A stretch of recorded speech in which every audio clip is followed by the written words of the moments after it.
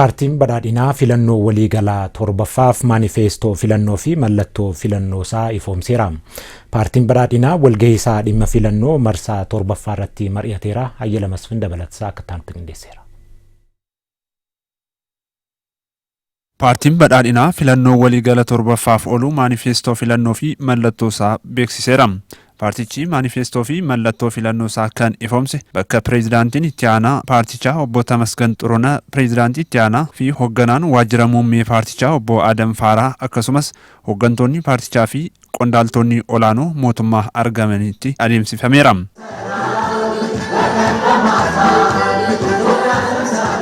Paartiin badhaadhinaa filannoo waliigala torbaffaaf kanarratti kan itti bakka bu'u mallattoo isaa Nadoo Qamadii ta'uun ibsameera. Pireezidaantiin itti aanaa paartii badhaadhinaa obbo Tamasgan Xurunaa paartichi yeroo filannoo ja'affaatti waadaa uummataaf galee bahuun hawwirraa gara jijjiirama qabatamaatti ceesiseera jedhan. ታሪክ በአስደናቂ ምዕራፍ ላይ አገናኝቶናል። Seenaan taatee dinqii irra wal nu quunnamsiiseera. Ce'umsa kaleessaa fi borurra argamna. Rakkoowwan kanaan dura turanii fi seenaa dogongoraa ture duubatti nu harkisuuf ifaaju. Carraawwan gaggaarii fi abdiin Itoophiyaa immoo fuulduratti nu tarkaanfachiisuuf ariifachiisaa jiru. Nuti ammoo carraawwan lamaan gidduu argamneerra. Filannoo marsaa torbaffaa eenyu Itoophiyaa haa hoogganu kan jedhu caalaa Itoophiyaa gara sadarkaa kamitti haa ceesifnu kan jedhu filannootti murteeffamudha. Paartii badhaadhinaa filachuu jechuun fuuldura Itoophiyaa sirreessuu jechuudha. Sagalee badhaadhinaaf kennuu jechuun abdii fi jijjiiramaaf sagalee kennuu jechuudha. Seenaan irra deddeebiin jijjiirameera. Bu'aawwan gaggaarii guyyaa guyyaan galmaa'eera. Jijjiiramni afaan waliigaltee afaanotaa ta'eera. Garaagarummaa fi qoqqoodiinsi hir'ateera. Tokkummaan biyyoolessaa fi seenessi waloo mallattoo Itoophiyaanotaa ta'eera. Bu'uuraalee misoomaa jalqabanii xumuramuun mallattoo Itoophiyaa ta'eera. Guddaa yaadanii guddaa hojjechuun mallattoo keenya ta'eera. Yoo daandii sirrii irraa hoogganuun danda'ame uummata waan guddaa hojjechuu danda'udha. Daandii sirriin sun daandii badhaadhinaati. Kaayyoon sirriin sun guddina Itoophiyaadha. Kanaafuu badhaadhina filadha. ብልጽግናን ምረጡ። Itti aanaan pireezidaantii paartii badhaadhinaa obbo Adam Faaraa kaayyoo maanifeestoo filannoo marsaa torbaffaa ibsaniiru. የመወዳደሪያ ምልክታችን የሆነው የስንዴ ነዶ mallattoon filannoo keenyaa bissii qamadiin fakkeenya ida'amuu oomishtummaa fakkeenyummaa birmadummaa bu'aa qabeessummaa badhaadhinaaf mallattoo ta'ee waliigala biyyattii akka daamutii ol akka jedhu ni amanna. የጸና ነው። Filannoon Itoophiyaa marsaa torbaffaa caamsaa 24 kan adeemsifamu ta'u boordiin filannoo biyyaalessaa ibsuun ni yaadatama. Aanaa baatee fi gandoota ollaa naannoo Affaar aanaa Adaar waliin rakkoolee nageenyaa kanaan dura turan sirna araaraa fi hojii walitti dhufeenyaa cimsan gaggeeffame. Odeeffannoo kominikeeshinii aanichaaf eebbisee Dasaale. Aanaa baatee ganda caaqortii furaa fi ollaa naannoo Affaar aanaa Adaar ganda burqaa fi ganda biis dimaa waliin walitti bu'iinsa uumameen waggoota 10 osoo furmaata hin argatiin ture sirna araaraa fi hojiin walitti dhufeenyaa aanaa Adaar ganda burqaa irratti gaggeeffame. Qaamoleen sirna araaraa kana irratti argaman akka jedhanitti hawaasni ollaa Oromoo fi Affaar waliin jiraachaa akka turan ibsuun rakkoo uumamee tureen waggoota 10 waliin qabeenya kan barbaadaa'ee fi lafti baroota dheeraaf osoo hin qotamin turuun adda ba'anii jiraachaa kan turan karaa abbootii amantaa abbootii gadaan qaamolee nageenyaatiin sirni araaraa akka taasifame dubbataniiru. Nageenyi kun bara dheeraa bara 18 keessa kan jirru kan obboleeyyan taanee waliin turre olis gadis waliin jiraannee turre gabaa takkaa waliin bu'aa turre rakkoo uumameen adda baanee jiraanneerra. Ammas abboota amantiitiin abbootii gadaatiin qaama seeraan bukkee dhaabbachuudhaan bara dheeraa kan adda baanee turre amma gandoota afuriin har'a erqii waliin godhannee jira.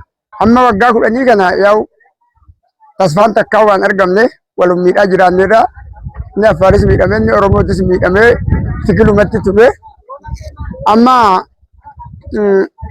sa'aan isaa garum rabbiiti wajjiniin misoomatti deemuu qabna nagayummaa diiramsuu ture san deebisuu qabna. Afayaa'iin Biisdiimaa Aadde Asiin Mahammed akka jedhanitti abbootiin amantii jaarsoliin biyyaa dargaggoonni bakka argamanitti waan hunda dhiisuun araara gaggeessinee jirra jechuun dubbataniiru. እርቅ ዛሬ እያደረግን ነው። ባቲ ወረዳ ዳር ወረዳም ሆነን በሀገር ሽማግሌዎችም የሃይማኖት አባቶችም ወጣቶችም ሴቶችም ሆነን ሁላችን ጥርቅ አስገብተና ዛሬ ጥርቅ ላይ ነን አልሐምዱሊላህ። ኢቲያና ቡልቻ ፊ itti gaafatamaa waajjira lafaa aanaa baatee obbo Ahmed Muaddin akka jedhanitti obbolawwan lamaan gidduutti baroota dheeraaf aanaa baatee fi aanaa Adaar gidduu lola adeemsifameen araarri geggeeffamaa ture hanga barbaadame akka hin milkoofne ibsuun uummanni gama lamaanii lola irraa bu'aan akka hin argamne hubachuun hawaasni gama lamaan abbootii amantaa irraa jaarsolii biyyaa irraa koree nageenyaa dargaggoota dubartoota qindeessuun araarri akka geggeeffame dubbataniiru. Dabalataanis gara fuulduraa akka mootummaatti uummata lamaan siyaasaan amantaan diinagdeedhaan walitti hidhuudhaaf kutannoon hojjechuu fi isaan duukaa akka bu'anii jiran dubbachuun araarri geggeeffame kun immoo diinagdee fi hariiroo isaan qaban akka cimsu dubbataniiru. Guyyaa har'aa kana kan argamnu aanaa Adaar ganda burqaa bakka jedhamutti argamna.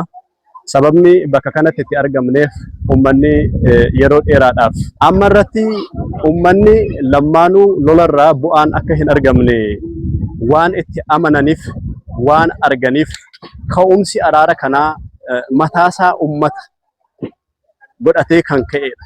Kan addasa godhu jechuudha.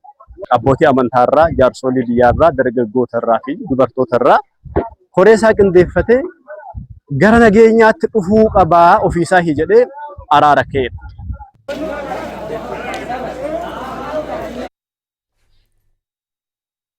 Gabaan dilbataa magaalaa Kamiseetti jalqabamee qaala'insa gabaa tasgabbeessaa akka jiru jiraattonni magaalaa Kamisee himan.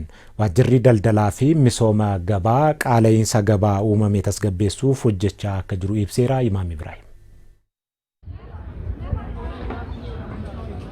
Waajjirri daldalaa fi misooma gabaa bulchiinsa magaalaa Kamisee gabaa dunkaanaa fi dilbataa taasisaa jira. Gabaan kun kan qophaa'ee qaala'insa gabaa uumamaa jiru furuuf akka ta'e ibsameera. Jiraattonni magaalaa Kamisee yaada Amiikoof kennaniin haalli gabaa dunkaana keessatti taasifamu isa alarraa gatiin isaa gadaanaa akka ta'e ibsaniiru. Qaala'insa gabaa qannasuu fi bulchiinsi magaalaa keenyaatti adeemaa jiru kun kan baay'ee namatti toludha. Kan baay'ee nama gargaarudha eetan yaada akka yaada kootti.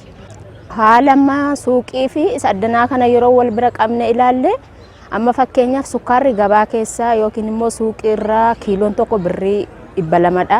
Asii immoo kunoo birrii 170 bitaa jirra. Barbareedins immoo akkasuma gatii gadi bu'aan waan hundumtuu gadi bu'aa sila ta'ee fi baay'ee fooyya'insa qaba jedheetan yaada. Gabayaa irratti wantoonni jiranii fi wanti asitti jiru garaagarummaa guddaatu jira. Fakkeenyaaf ruuziin asitti gurguramu gabayaa jin yeroo wal arginu gara birrii 40 garaagarummaan jira. Sukkaarii yeroo arginu gara birrii 30 kiiloodhaan garaagarummaan jira. Barbaree yeroo ilaallu birrii 150 hanga birrii 80tti garaagarummaan jira.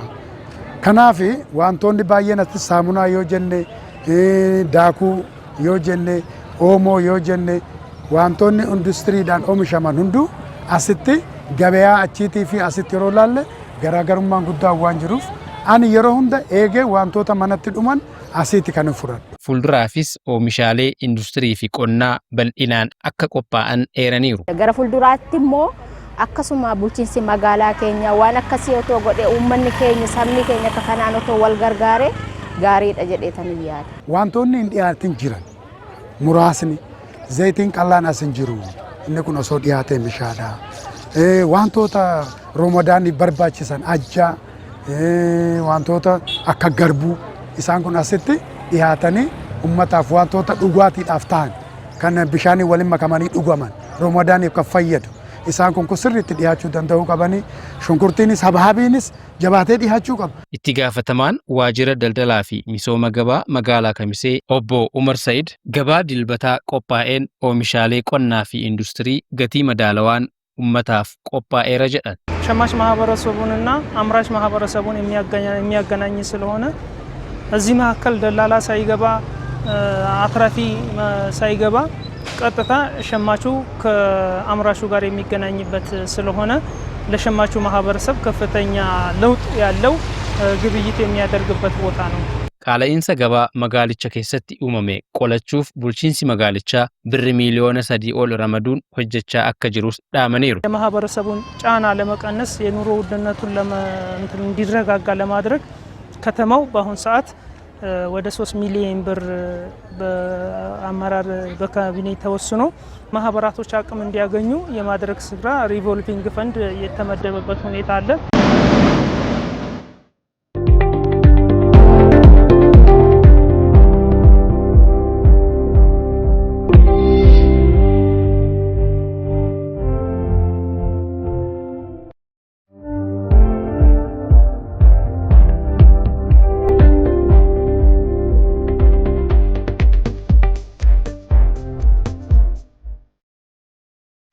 itti fufneerraa kabajamtoota daawwattoota keenya ammoo oduulee damee Addis Ababaarraa argannetti ceenam. Hospitaalli waliigalaa doktoroonni 32 waliin ta'anii ijaaran bakka ministeeraa fayyaa Dr. Maqdas Dhaabaa fi keessummoonni kabajaa argamanitti eebbifameera. Ayyala Masfin. Hospitaalli waliigala doktoroota waltaaniin ijaarame eebbifameera. Hospitaalli kun fayyaa hawaasa biyya keenyaa fooyyessuuf hojjetamaa jiru keessatti qooda isaa kan bahu ta'uu ministeera fayyaa Dr. Maqdas Dhaabaa ibsaniiru. Hospitaalli kun baasii birrii biliyoona 1.2 ol ta'uun kan ijaaramee fi hojjettoota 100 ol ta'aniifis carraa hojii uumuu danda'amuu Dr. Ahmed Rajaa himaniiru. Hospitaalli kun galmaan gahuu kan danda'e miseensonni hospitaalaa kutannoo qabanii fi hirmaannaa obsa qabuun waliin hojjechuu danda'u keenyaani. Bittaa meeshaalee tajaajila fayyaa fi filannoo ogeessota fayyaa waggaa tokkoon booda hospitaala Doctors Alliance jedhamu doktoroota 32 dhaabuu sadarkaa kanarra gahuu danda'eera. Hospitaalli ogeessota fayyaa gahumsa qabaniin kan qophaa'e meeshaalee ammayyaa kan qabu tajaajila fayyaa hundumaa bakka tokkotti kennuu kan danda'udha. Hospitaalli waliigalaa Doctors Alliance siree ammayyaa 100 kan qabu yoo ta'u ijaarsaaf bittaa meeshaalee fi humna namaa guutuuf birrii biliyoona 1.2 ol ta'uu baasuun kan hojjetame yoo ta'u hospitaalli yeroo ammaa hojjettoota 100 ta'aniif carraa hojii uumuu danda'eera. Yeroo ammaa humna guutuun hojjetu hojjettoota 300f carraa hojii ni uuma. በሙሉ አቅሙ ሲሰራ ከ300 በላይ ለሚሆኑ ዜጎች የሥራ ዕድል ይፈጥራል. Itoophiyaan dhaqqabummaa tajaajila fayyaa hanga bara 2030tti milkeessuuf waadaa seentii hojjechaa jirti. Kana galmaan ga'uuf ammoo dhaabbileen fayyaa dhuunfaa ga'ee guddaa akka qabdan hubachuu isin irraa eeggamaa jechuun ibsaniiru. የዶክተርስ አላያንስ ጀነራል ሆስፒታል መንግስት የሚያስበውን ሆስፒታል ወሊገላ ዶክተር አሊያንስ ካዮ ሞቱማን galmaan ga'uuf yaadu keessattummoo nuti akka ogeessatti arguu kan barbaannu humna waliin hojjechuu barbaannu. Humna waliin yaaduu fi kan karoorfanne immoo muuxannoo gara hojiitti jijjiiruu yeroo gabaabaa keessatti gurmaa'aniiti kan hojjechuu danda'an. Kanaafuu dhaabbanni kun fakkeenya guddaadha. Tokko taatanii kana nutti agarsiisuu keessaniif baga gammaddan jechuun barbaada. Akka qabatama biyyaatti dhimmi fayyaa hunda keenya kanuma beeknudha.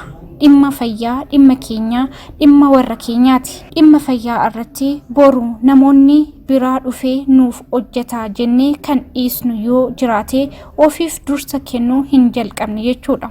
Ogummaa fayyaadhaan halkanii fi guyyaa tajaajiltanii guddachuun abdii haaraa warra keessanii fi biyya keessaniif gumaachuu danda'u keessaniif maqaa kootii fi maqaa ministeera fayyaan baga guyyaa kanaan isin ga'e. እንኳን አበቃችሁ እንኳን ደስ አላችሁ ማለት እፈልጋለሁ ባለሙያዎቻችን። Turizimii fayyaa biyya keenyaa galmaan ga'uuf dhaabbileen akkasii ijaaramuun karoora qabamee galmaan ga'uuf gahee guddaa qabaachuu ibsameera. Lammiileen filannoo biyyaalessaa marsaa 7ffaa irratti akka hirmaataniif hojii hubannoo uumuu irratti xiyyeeffannoon kennamuu akka qabu ministeeraa dhimma dubartootaa fi hawaasummaa Dr. Ergoggee Tasfaayeen himan. Kumee Balay. Ministeerri dhimma dubartootaa fi hawaasummaa mana maree waloo paartilee siyaasaa Itoophiyaa wajjin ta'uun filannoo biyyaalessaa marsaa torbaffaa irratti gahee dubartootaa, dargaggootaa, qaama miidhamtootaa akkasumas gahee maanguddootaa ilaalchisee qaamota dhimmichi ilaallatu wajjin waltajjii marii magaalaa Bishooftuutti gaggeesseera. Waltajjicha irratti ergaa kan dabarsan ministeera dhimma dubartootaa fi hawaasummaa Dr. Ergogee Tasfaayeen filannoo biyyaalessaa marsaa torbaffaa gaggeeffamuuf deemuu irratti lammiileen bilisummaan hirmaachuun madda aangoo mootummaa ta'uu isaanii mirkaneeffachuu qabu jedhaniiru. በሰባተኛው ሀገራዊ ምርጫ filannoon biyyaalessaa marsaa torbaffaa irratti lammiileen sagalee isaanii bilisummaan akka kennaniif madda aangoo mootummaa ta'uu isaanii mirkaneessuuf dargaggoonni, dubartoonni, qaama miidhamtoonni, maanguddoonni fi hirmaannaan kutaalee hawaasaa kanneen rakkoolee hawaasummaaf saaxilamtoota ta'an guddisuuf filachuun dammaqinaan sagalee isaanii kennuun itti gaafatamummaa lammummaa isaanii akka ba'aniif dorgomtoota kaadhimamaa ta'anii adeemsa siyaasaa keessatti adda durummaan hirmaatanii adeemsa filannoo akka qabeessa amanamummaa isaa akka mirkaneessaniif ni barbaachisa. ታማኝነት እንዲያረጋግጡ ማድረግ ያስፈልጋል። filannoo naga qabeessaa fi fudhatamummaan isaa mirkanaa'e taasisuuf tumsii qaamolee hundaa ni barbaachisa jedhanii lammiileen qophii dursaa irraa kaasee gahee irraa eegamu akka ba'aniif hojii hubannoo uumuu hojjetamuu akka qabus himaniiru. ሰላማዊና ቅቡልነት ያለው ምርጫን ለማረጋገጥ filannoo nagaa qabeessaa fi fudhatamummaa qabu mirkaneessuuf ammumaa kaafnee hojimaata seera qabeessa ta'an hordofuun tumsaa fi deeggarsa waliif taasisuun ni barbaachisa. Filannoo biyyaalessaa marsaa torbaffaa keessatti hirmaannaan kutaalee hawaasaa kunneen haala hiika qabuun guddisuuf qaamolee asitti argamnurraa hojii hedduutu eegama. Lammiileen dura filannoo, yeroo filannoo fi filannoo booda irratti gahee irraa eegamu hubatanii itti gaafatamummaa malu akka bahataniif waltajjiiwwan hubannoo fi warraaqsaa mijeessuun hojiilee itti fufiinsa qabu hojjechuun ni barbaachisa. የግንዛቤና የንቅናቄ መድረኮችን በማመቻቸት ተከታታይነት ያላቸውን ስራዎች መስራት ያስፈልጋል። itti aanaan walitti qabaa boordii filannoo biyyaalessaa obbo Tasfaayee Nawaay gama isaaniitiin hojiileen filannoo biyyaalessaa marsaa torbaffaa hirmaachisaa taasisuuf hojjetamaa jiran bu'uura ijaarsaa aadaa ዲሞክራሲ ta'uu isaa himaniiru. በሁሉም የምርጫ ዑደትና የተሳትፎ ደረጃ filannoo gama hundaa fi sadarkaa hammattummaa akkasumas hirmaachisummaa hunda galeessa mirkaneessuuf haala dandeessisuun hojjechuun dhimma dandeettii osoo hin taane aadaa sirna ijaarsa ዲሞክራሲii fi dirqama heera mootummaati. Boordichi waliigala filannoo biyyaalessaa torbaffaa irratti qajeelfama hammachiisummaa irratti filannoo raawwachiisuu cinatti hojjechuuf yeroo ammaa kanatti hojiilee garaagaraa hojjechuu irratti argama. የተለያዩ ተግባራትን እያከናወነ ይገኛል። filannoon biyyaalessaa marsaa torbaffaan hirmaachisaa haqa qabeessa amanamummaan isaa kan mirkanaa'e taasisuuf hirmaannaan kutaalee hawaasaa hundaa akka barbaachisu waltajjichaan ibsameera. kabajamtoota daawwattoota keenyaa oduulee har'aaf jennee xumuruun dura hangafoota isaanii al tokko isin yaadachiisna. paartiin badhaadhinaa filannoo waliigalaa torbaffaaf maanifeestoo filannoo fi mallattoo filannoo isaa ifoomse. aanaa baatee fi gandoota ollaa naannoo Affaar aanaa Adaar waliin rakkoolee nageenyaa kanaan dura turan sirna araaraa fi hojiin walitti dhufeenyaa cimsan gaggeeffame.